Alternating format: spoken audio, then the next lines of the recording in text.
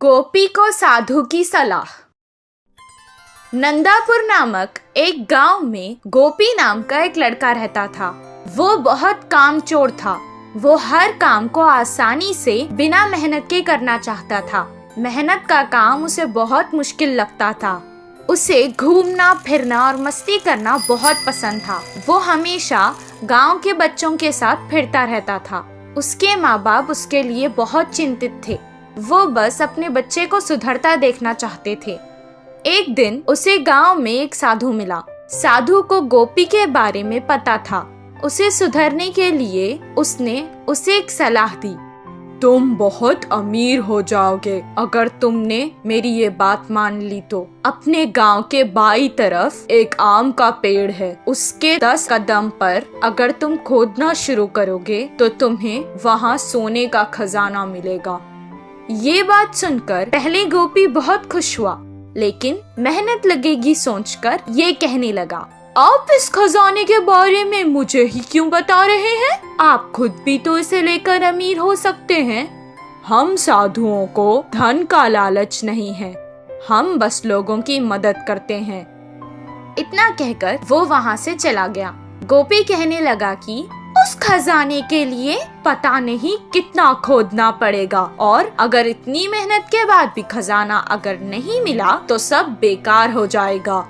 इतना कहकर वो भी वहाँ से चला गया।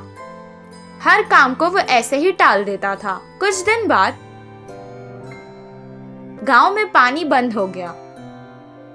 गांव वाले पानी की तलाश में हर कोशिश करने लगे।